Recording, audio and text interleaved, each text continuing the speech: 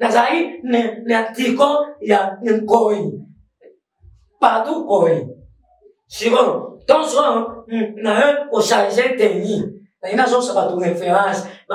On va personne qui me va. On va dire pour nous, à Koufa, pour Mamanima. Il y a moins d'habiter. La chose c'est mieux la référence. Là, la technique, puis la l'oignon.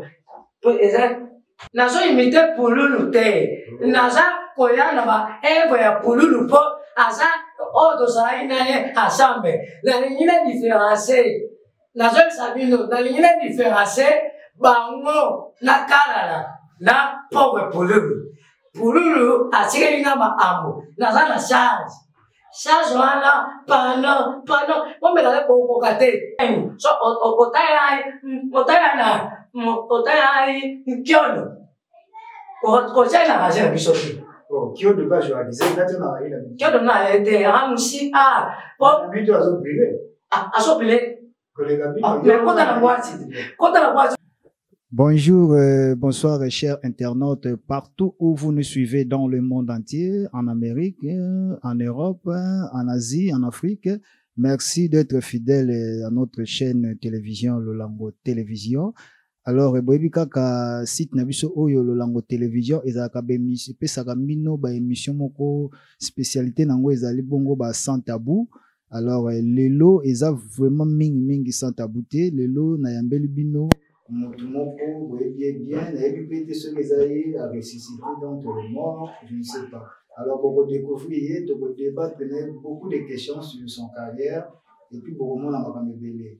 Merci na bien sonné pour s'abonner à la site na biso ya Lolango Télévision, pour na ba sans tabou ya bien ya toko. Alors, na site oyo tozo ko taper mo ba rubrique mususu na kati pour découvrir au fur et à mesure ba émission politique et ma mesure de Canada da King surtout bino ba na poto partout les gens dans le monde pour zo ba qualité ma mesure de Canada na biso. Pour côté sport, pour la politique, pour l'église, le pasteur, pour découvrir pendant surtout dans le monde politique, politique comme on a vu sur les autres binomo bozomona makambizo leka na politique na football pe bozomona makambizo leka et surtout na ba pasteur bozomona pe makambizo leka na ba pasteur na ba faux pasteur ba vrai prophète ba bimi ba faux prophète ba bimi belé o bazopesa ba masakoli ya lokuta oyo ezobebisa pe mboka na biso République démocratique du Congo. Alors merci na binoso. Alors pour la premier numéro ya lelo eza lokola enlever les rideaux, tout ça le dos. À la prochaine, nous allons inviter monsieur bien, ba faux pasteur ba boleka, ba vrai pasteur ba boleka, ba faux musicien ba boleka, na ba faux musicien ba boleka pour découvrir ba mot. Alors pour le lot, na yambe un artiste comédien na yebi pour na zo bateli ngana dino ce que ça y est etoyete. Pour bebi artiste comédien pour garder kotika biso que son âme repose en paix, Chico Pululu, a tika kibiso, a ode kokufa, a tika déjà mokili, mais to yambi awa, na évité ce que ça y est, muta segui, to yete, to découvrir ensemble na bino, mais yé kombo na eza Chico Pululu te, eza kombo Kalala, to éviter ce qui eza yé. Alors, Kalala mbote na yo? Ah, mbote. Est-ce que ça y est, to yete? Eza nae. Oh, to yebi pe o batwazo na yebi to yete. Ma mosana, eza yete. O eza ala. Oh, ko ba la bo. Ah, kasi eza na no ma ame, o lina no mane. En tout cas, na yebi sur le théâtre au joueur. Aza artiste comédien, aza bina ko au joueur na ko ni. Bon, na abwe. Na sanga non, groupe à théâtre où ils ont évolué. Nasa indépendant. Vous êtes indépendant, vous avez évolué dans le Nzonzi. Nzonzi, la pose. Mais style où ils ont ça là haut. Les styles mot débat gango ba Chico Pululu, puis le pour la tika biso na mukili. Tu vois ça là idole na yo po yo ko malelo ko jouer style où là. Na fura, non, vérité, na panza, na sazola. Elo ni na samino vete na ta samino mie. Na sa inoni ya pululu te. Biso nyos to ena sima kabamba. Kabamba masasa. Vela biso masasa. To ena sima abamba ne to to poser. Pululu oui. Pululu c'est un grand artiste que son nom est Pose P. Pululu c'est un grand artiste. Bon, na beta mani bisolo Pululu tão azaba sai. Ngana sana Royal. Royal le groupe théâtral. Groupe théâtral Royal. Ya zaba sai ngana Royal. Mais tout ça même façon. Vous avez même façon mais ya bima liboso na yo tant yo pozaki na Royal. Vous avez joué ka lokola Pululu bien ndenge. Te, tout ça la même chose. Mais abiyema oyo la ti o le lamba o Pululu la zako la tamu. Bon, atikela ndi yo abakufa. Abiyema ngana numuni patron ona lati. Eza kare te. Eza nkoi. Oh, eza nkoi. Nazai ne tiko ya nkoi. Padu koi. Sigon, donc na o changer tenni. Na ina so sabatu référence. Ba personne qui me ba ya. O basaki pour Pululu akufa pour ba nima. Ya mo na bite na so se na référence. La tenio, pe la lonio.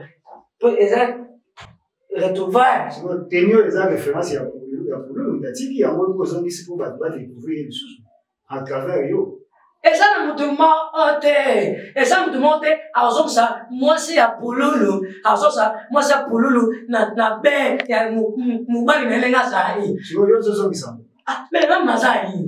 Na pesa makamu. Bon, sigo yo na lo bani. Bino be bizenga mo be kokomi bizenge bele bo na théâtre nini. Yo ye olandi style ya Pululu. Oyo basalaki ba santa bu Kyodo oyo eba sala lokola shiko oyo lokola Pululu to juste na bana basi Alida ebe kizengi toke na nani oyo mwasi oyo buibui buibui kizengi so bino bizengi bokomi bele mi ko maka bizengi na bizengi to nini te okende kuna bizengi te na songsa no tala Mosa AS, no pensa mino ati, esa normal. Ya mutate, esa asi, esa normal. Omani maisen, so otaya kyono. Kosena hasena bisoki. Kyono ba jo adize na tena ila. Kyono na ete amusi Bito azobile. Azobile. Mais quand la boîte, yo na yeye. Bazoni na neba découvrir yo. So quand la hacha boîte, oi ba pula nila azobile. Ba lo mwa sese eza. Yohana emisho ke no, quand na hacha nzungu, quand na nzungu po yema, o découvrir ba onti na ni bazali basise. Okay. Sikuyo nzungu wango eza na nini? Nzungu ya olamba, nzungu eza kisi to nini? Kasi yung mtu oebisi hai, mao baleki hai, otarenga baon basa pa memna hai. Mais weke bango baleki puisque bango ba bima déjà ba Kyodo, ba Aida, ba nani ba ebio yo na poto na yebi ata na Kenya ba ebio te ozo imitele pour nous faut clair. Yo ba ebio to nini yo bima. Nazo imite Pululu te. Naza koyana ba evo ya Pululu po asa odo saina ye asambe. Na ningine différencier. Nazo sabino na ningine différencier bango na kalala na pauvre Pululu. Pululu asiringa ba amo. Naza na charge. Charge wana pano. Pombe na ko kate. Neso otenga fi otenga aina.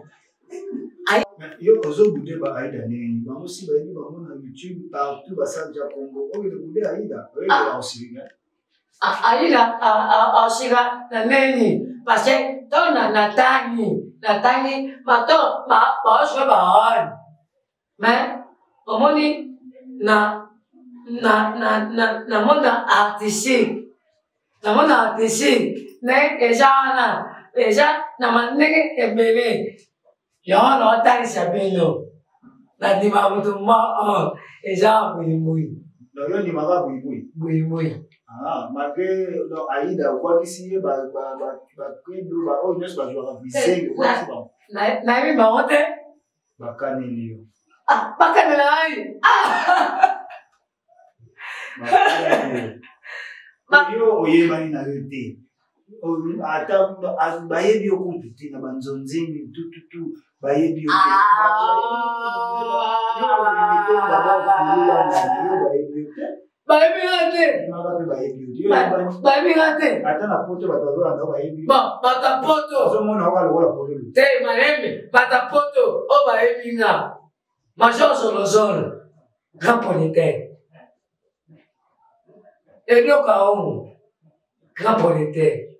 nous formons grand politique.